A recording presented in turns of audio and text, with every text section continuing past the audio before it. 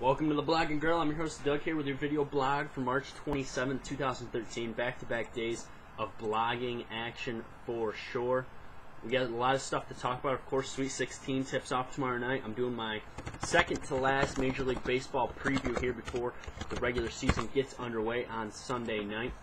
But let's get right to it. The Sweet 16 will start tomorrow night in Washington, D.C. with Marquette, the 3 seed, taking on Miami, the 2 seed, in Washington, D.C. That game will tip at 7:15. This is a matchup in the East Regional. Marquette and Miami, it's going to be a great game. Shane Larkin, Junior Cadogan going at it at the point guard. Vander Blue matching up with Kenny Kaji possibly. And we also got no Reggie Johnson. He stayed back. No Reggie Johnson for Miami. That gives, I think, Marquette an advantage down low with Devontae Gardner doing some work down low. So Reggie Johnson will not be there. I think Miami can still win this game, though. Shane Larkin playing like a madman, and he can still get it in to Kenny Kaji, as Miami played well without Johnson earlier on in the year. So I got Miami in that one. Arizona, Ohio State, the second game. That game's in LA. Tips at 7:47 in the West Regional. Arizona, a good matchup of 2 good guards. Mark Lyons of Arizona going at it against one of the best defensive guards, Aaron Kraft. You got to watch out for Lenzel Smith, Deshaun Thomas. A lot of good players for Ohio State. Arizona's going to have to match up with their bigs for sure. And I think this could be a low-scoring game, as Ohio State's going to try and keep it down in, trying to get out of the sun a little bit, as Arizona's going to try and keep it maybe in the 70s and the 60s. Ohio State's going to want to score quickly in transition with Kraft. Kraft's really come around as an offensive threat as well. I think all said and done, Ohio State will win this game because Aaron Kraft will lock down Mark Lyons. The third game of the night will tip at 9:45 in D.C. Number 4 Syracuse, number 1 Indiana. All right, I'm a big-time Syracuse fan. I think Syracuse can win this game, especially after seeing how Indiana played against Temple.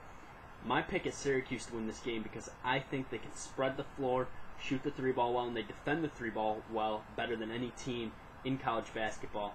And Indiana shoots the 3-ball well with Oladipo. Jordan Hall's had a little bit of a shoulder injury, so we'll have to keep an eye on that. She can hit some threes occasionally.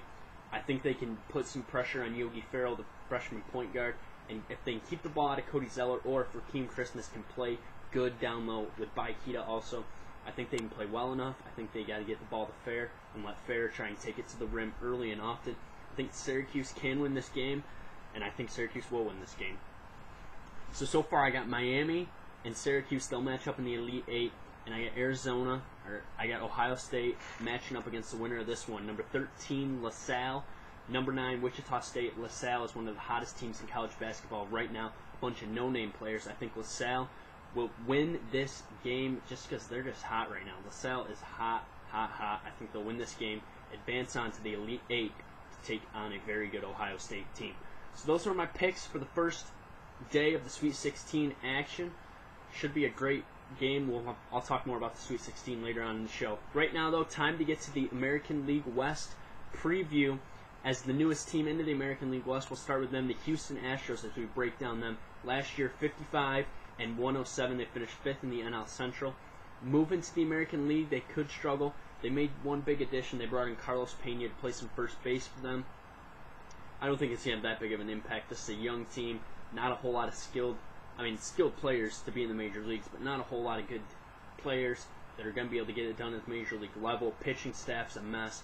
I think Astros are going to stay right about even keel. They might win a couple more games, maybe up to that 60 mark this year, but in a very tough division. Next team to look at, Seattle Mariners, 75-87. They finished 4th place last year. They made a lot of big moves in the offseason. They brought in Mike Morris to play some left field for him. Jason Bay could play some outfielder DH. Kendry Morales, they brought him in after he struggled in Los Angeles the past couple of years. And they brought in Raul Ibanez, interesting pickup. He lives in Seattle. They brought him in. He'll be a veteran bat off the bench for them. If he can do what he did for the Yankees last year, the Mariners will be more than pleased. I think the Mariners are going to win 7 to 9 more games.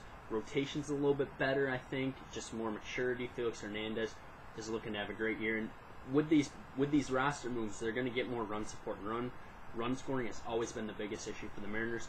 They'll win 7 to 9 more games. Third place last year, the Los Angeles Angels. They were 89 and 73. They finished third place, and they made some big-time additions. The main addition they brought in was Josh Hamilton. They paid him big. They lost some starting pitching, though. The rotation definitely has some question marks. For sure, no more Zach Greinke. No Irvin Santana. A lot of question marks there. They're going to definitely figure this out. I still think they're going to win 7 to 9 more games just because their offense is going to be better. Mike Trout was going to be better. Pujols started out slow. He's going to be so much better as well. I think they'll win 7 to 9 more games. And part of this is because I think some of these other teams are going to have a little bit of a downturn. And they're going to be playing the Astros 18 times a year, so they can definitely win some games there. Second place last year, the Texas Rangers, 93 and 69. They finished second place and went to the playoffs. This year, though, I think they're going to struggle. The two major losses, Michael Young and Josh Hamilton. Michael Young going to the Phillies, Josh Hamilton going, of course, as I mentioned, to the Angels, still in the division, though. And they're going to struggle to find a leader. Who is their leader going to be? They got to find it. They also lost Mike Napoli. They got to find this leader, Brzezinski. They brought him in to do some catching. Maybe Brzezinski can be the leader. Nelson Cruz is going to have to step up. Beltre. But if they don't find a leader, they're going to struggle. I think they'll lose 5 to 7 more games. They'll struggle, but it's not going to be a major downturn. Oakland A's last year, the surprise of the American League, 94 and 68, first place.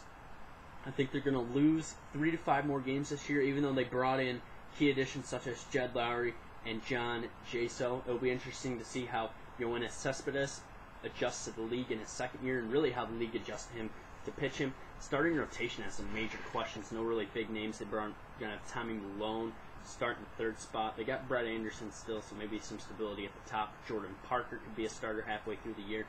Who knows? I think they'll lose 3 to 5 more games. So coming out of this team to the playoffs, I think the Astros are going to finish 5th. Mariners are going to be a close 4th to the Rangers, who are going to be 3rd. A's, they're going to drop down to 2nd, and the Angels are going to win this division, winning right around probably 95 games. I think this team's a good 95 win kind of team for sure. And I think Angels and A's will make the playoffs. A's will be back in the playoffs as a second wild card spot. So let's just flip back here. I think I had the Yankees. So in the playoffs for the American League will be the Angels and A's, Yankees and Blue Jays, and the central winner, which is the Detroit Tigers.